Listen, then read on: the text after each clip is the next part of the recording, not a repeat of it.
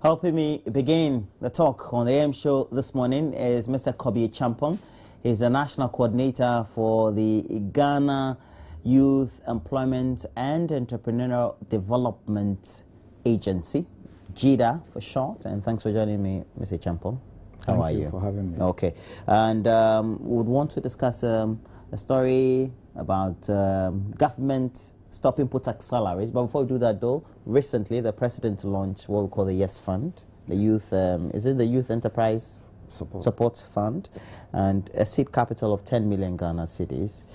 The question that has raged on, and I'm sure a lot more, you have also had a number of responses to those very questions, is whether this fund better not incorporated into the whole structure of GIDA, and as far as disbursement and monitoring.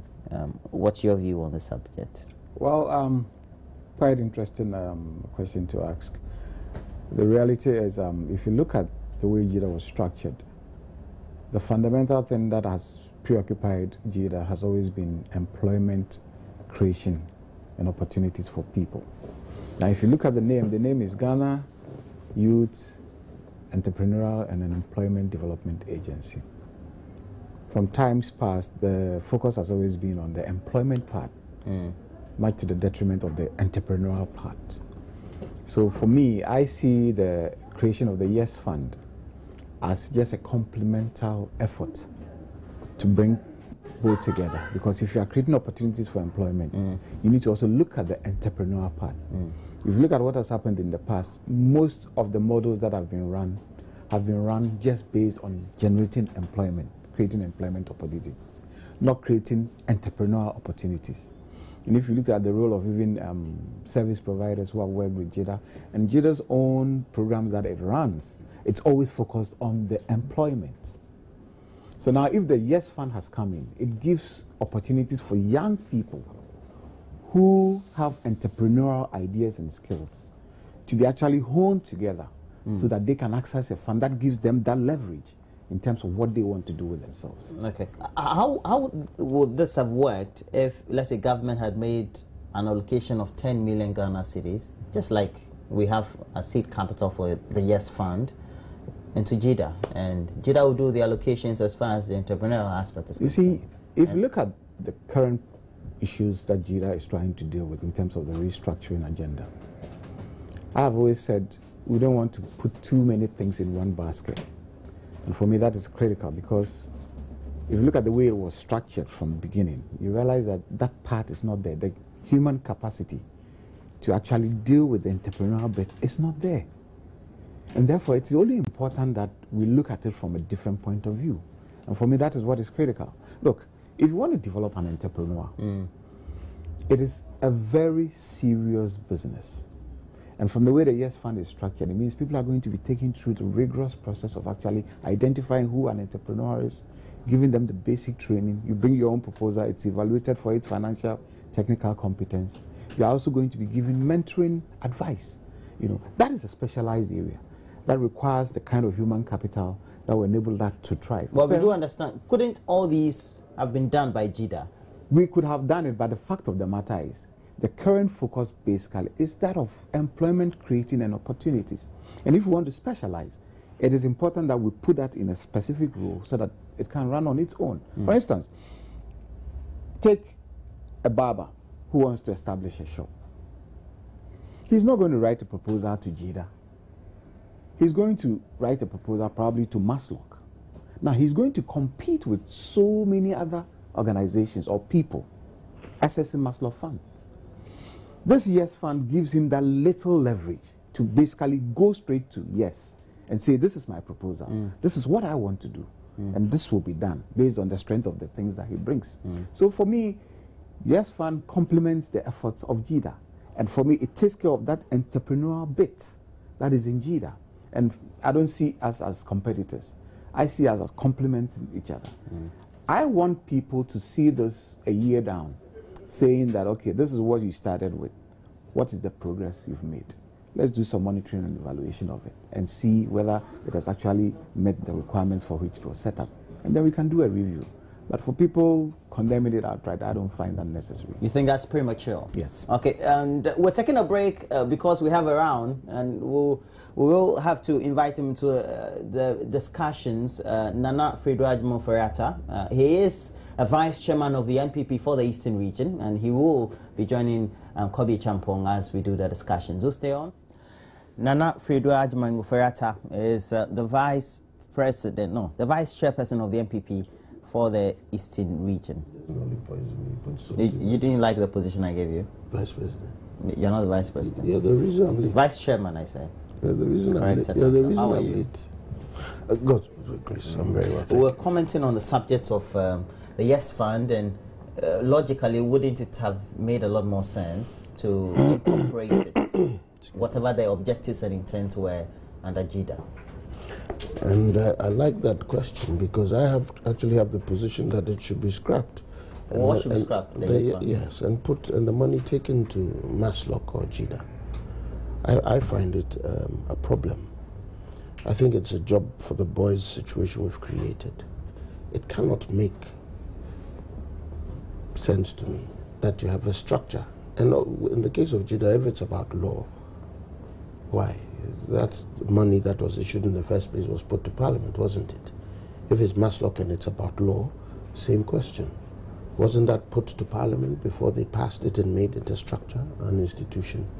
So if you needed to just amend that law so that you can attach it. Now, Yes has gone to rent the whole building. Is that not the case? They opened it and all that lavish, hired new people to do what? When Maslock all you need to do is probably attach one or two more. But these kinds of things are technology driven because you're going to input stuff to make sure people are doing the things right and monitoring all that. So really, was it that important to have to open a whole new structure? You could create the fund and attach it to these existing institutions and make those efficient. In the case of JIDA, they had to bring Mr. Champong in. There's major problems going on in that institution. In the case of Maslock, same. What has happened to those things? Is that why they're creating another one? Or is it for name-gaining sake? The Mahama administration bought a Yes Fund. It doesn't matter. Even when it's in Maslock, it would be a Mahama administration achievement. So what is the issue? And then there are the other issues that come up, you know, the tax, the free money, you know, pay through taxes. They raise a whole lot of, when you talk to these finance people, they raise the very technical questions that make you really have to look at it again. And I think that it would be proper if government and the organization actually did that assessment. But I honestly think they should scrap it, take the money to JIDA or Maslock, and let it do the kind of work they intended to do. And I think, because I honestly don't have a problem with the concept. In fact, I think that money, like somebody... You don't have a problem with the concept? The but concept you have a problem I don't have a problem with the concept we have another entity that will deal with raising, putting, positioning... Is it not the same thing as if you don't have a problem with it at all? I don't have a problem with positioning the youth or young business people for funding. Don't have a problem. How it is going to be managed is what I have the problem with. It is the creation of the offices and things. That's what I'm talking about, is a job for the boys. Okay. Well, I didn't hear his answer. That's why. You're giving him feedback again. No, so that you can get some clarity on the subject. Because he raised, I think, some serious issues about having the right expertise. Then you should have told me before I answered. Go ahead. Nana, the fact of the matter is, one, JIDA was not even established by an act of parliament. It was established by a cabinet decision in 1996 under the MPP. You understand? So that is clear. It's not established by an act of parliament. Makes it even easier then. Fine, good. Now, let's look, like I explained, I said the Yes Fund is basically to focus on the entrepreneurial bit in JIDA. Give it that strength, give it the capacity, give it the momentum that it needs. And it is focused on the youth. Basically, it's not a jobs for the boys thing. Let's get this clear. And like I said, look, let this program run and let's evaluate it in a year and see what progress they've made thereof or not. Well, Nana is saying it shouldn't even run at all. It should straight away be under your agency, JIDA. No. Well, people have made that argument. I have said, look, if you want to focus on the entrepreneurial bit, this is the right way to do it. Everything because about JIDA is supposed to be has entrepreneurial always oriented. been about employment creation and opportunities for the young people. Yes. So that's let's what focus this is on the entrepreneur. Like I was giving the description of the barber who needs maybe 7,000 Ghana cedis to set up a barber shop and employ maybe 3 or 4 people.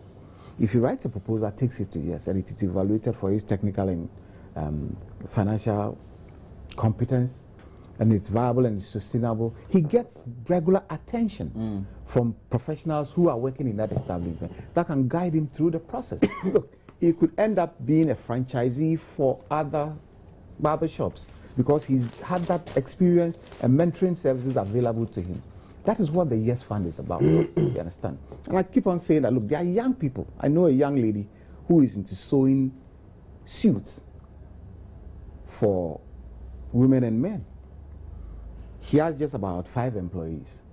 This is somebody who can be mentored and have All access this to could have been done by JIDA. That's all. you see, that's that's what people keep on, and I keep on saying, JIDA cannot do all these things. You mean you don't have the competence? If you don't have, you just shift the program No, there. no, no. You Look, listen. you attach your. If you put you too employ many, a too lot many more people, if you put too many people on one organization, the failures come up. Let us specialize it, Did he and just say let that? it focus on one he said specific thing. Yes. You know why I Let have it a fo- problem with it? Let it focus. You know why I have a problem with it?